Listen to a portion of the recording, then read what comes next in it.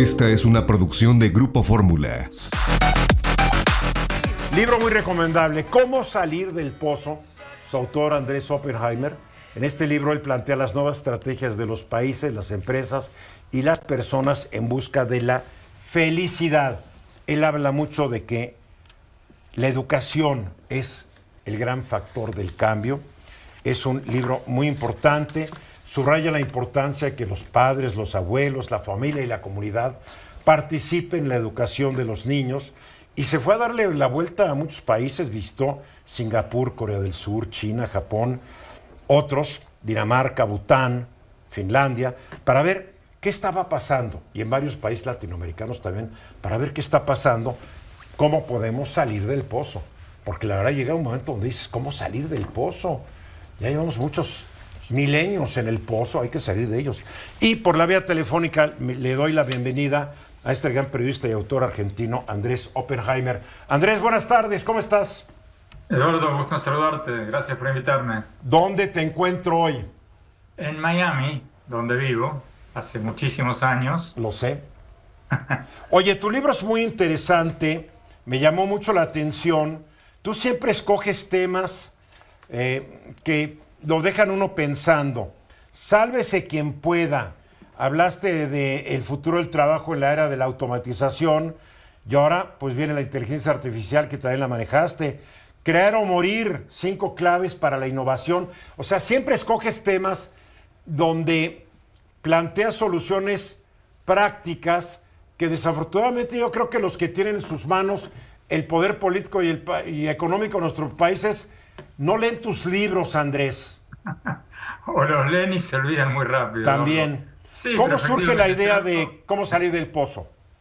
trato de adelantarme a las tendencias. Cuando escribí Sálvese quien pueda, hace 5 años, lo escribí en base a estudios que recién empezaban a salir sobre cómo la inteligencia artificial iba a reemplazar a muchos trabajos existentes. Y empecé a viajar por el mundo y entrevistar a los máximos gurúes de la banca, de la abogacía, de las manufacturas, de muchas industrias, a ver cómo iba a afectar la inteligencia artificial y la robotización a cada una de sus industrias. Y eso fue el libro. Y ahora en este nuevo libro hago un poco lo mismo con el tema de la felicidad. ¿Qué están haciendo los países más felices del mundo para aumentar o mantener alta la satisfacción de vida de su gente? Entonces, Eduardo, lo que hice fue mirar el ranking mundial de la felicidad que se hace todos los años, que hacen varias universidades. Es un ranking de 137 países basado en encuestas de Gallup, donde le preguntan a la gente en todos estos países cuán satisfecha está con su vida en una escala de 1 al 10, y viajé a todos, bueno, no todos obviamente, pero viajé a los países que encabezan esta tabla de la felicidad y a otros como Gran Bretaña, que aunque no está entre los primeros 5, está haciendo cosas muy interesantes para aumentar la felicidad de su gente, como India, que tampoco está entre los más felices del mundo, pero especialmente a nivel de la educación que tú mencionabas recién, están haciendo cosas súper interesantes para aumentar la felicidad de su gente. A Bután, que está ahí entre India y China, viajé a todos estos lugares para ver qué podemos copiar en nuestros países, Eduardo, porque de nada serviría decir que los noruegos y los finlandeses son muy felices porque van al sauna todo el día o por lo que sea, si no son cosas que hacemos o que podemos hacer en nuestros países. Claro. De manera que, Bután es un caso muy interesante. Ellos no miden el Producto Bruto Interno, sino miden el índice de felicidad. Han inventado una métrica para medir la felicidad y la satisfacción de la gente que vive ahí. por eso fui a Bután, les dedico todo un capítulo. No sé. Es súper interesante, bellísimo el país, por cierto. Yo no sé si lo usaría como un ejemplo para México o para Argentina o para cualquiera de nuestros países, porque acá en esta parte del mundo corremos el riesgo de que alguno de nuestros presidentes decrete la felicidad. ¿no? Ya, O sea, ya lo estamos sufriendo en algunos países. exactamente. Tú me leíste el pensamiento. Ahora, O sea, educación y felicidad. ¿Cuál es la relación entre la educación y la felicidad en mira, esta era Eduardo, que ya estamos viendo digital, de tanta influencia de la tecnología? mira, Eduardo, tengo un capítulo entero en el libro sobre las escuelas de la felicidad, cómo hay escuelas en varias partes del mundo que le enseñan a los niños a ser felices. Así como tengo un capítulo sobre qué hacen las empresas para hacer sus empleados más felices, qué hacen los países, etcétera, etcétera. Y una de las cosas que más me llamó la atención fui a India a ver las clases de la felicidad que dan en todas las escuelas públicas de Nueva Delhi, todos los días de la semana, 1 hora por día. Y cuando me contaron esto pensé que estas clases serían un relajo. O sea, cuando yo era niño, las clases de música eran la clase del relajo, ¿no? Sí, claro. Era clase aburrida que nadie le hacía caso al maestro. Terrible. Exactamente, era la clase donde cada uno podía hablar o hacer dibujitos o hacer lo que quiera. Bueno, yo pensé que estas clases serían un relajo, pero me quedé maravillado, porque son clases muy, muy bien organizadas, con libros de texto muy, pero muy puntuales, donde le enseñan a los niños todos los días de la semana otro tema. Por ejemplo, los lunes les enseñan a meditar. Fui a una de estas clases en Nueva Delhi, me senté ahí en el pupitre con los niños y la maestra les enseña a los niños de primaria, de primer grado, de segundo grado, tercer grado, les hacen meditaciones guiadas y les enseña a meditar. Imagínate Hombre. qué bueno hubiera sido para mí, o para ti, o para muchos de nosotros que no sabemos meditar muy bien, haber aprendido eso Extraordinario. diariamente en la escuela a los 7, 8, 9 años. Sí, fabuloso.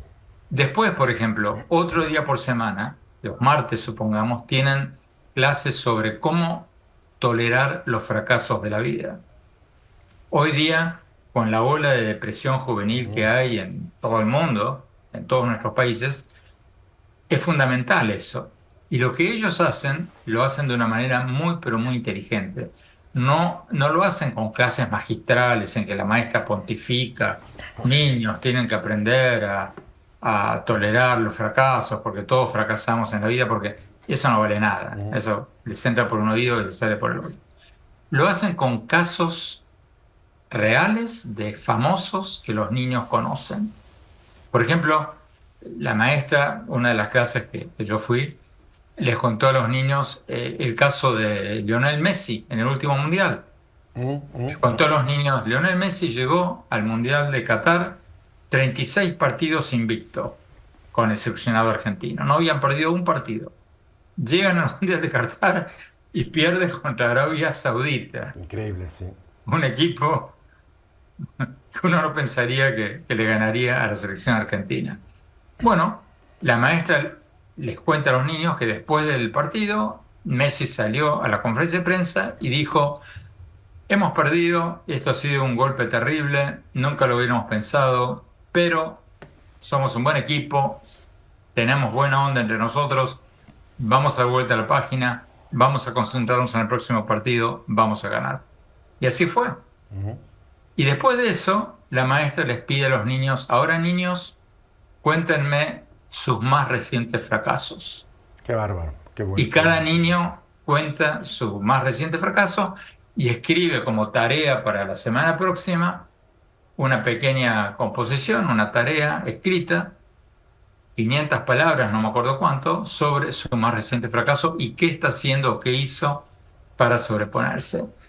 Lo interesante de todo esto, Eduardo, es que de esta manera, con estas clases en la escuela, los niños aprenden desde muy niños, desde muy jóvenes, que todos nos caemos y todos nos levantamos y, o sea, no pasa nada. Claro, la vida es así. A ver, una La vida pregunta. es así. ¿Qué Y no hay que mensaje, ahogarse en un vaso de agua. qué mensaje principal esperas que le quede a un lector de cómo salir del pozo?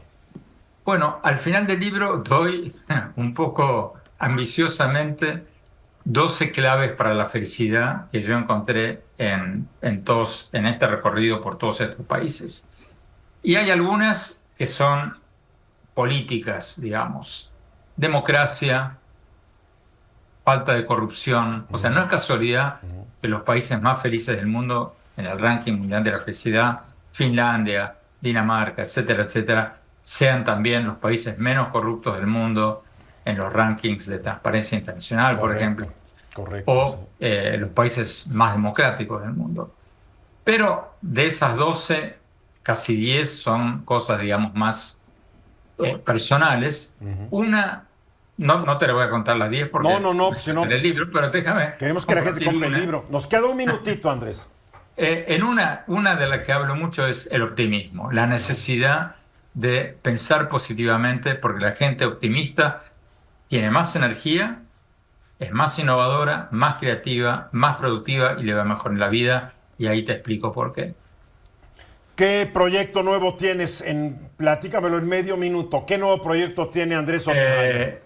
Estoy pensando, pero como siempre, va a ser algo que mirando para adelante y en 5 años, que es lo que me toman mis libros por lo general, sea nuevo, como trato siempre que lo sea. Pues te felicito, tu libro es excelente, muy práctico, con muchos ejemplos. Te felicito y lo recomiendo ampliamente. Andrés Oppenheimer, gracias por platicar conmigo y con todo el público de Fórmula esta tarde. Gracias por invitarme, Eduardo. Gracias y felicidades. Esta fue una producción de Grupo Fórmula. Encuentra más contenido como este en radioformula.mx.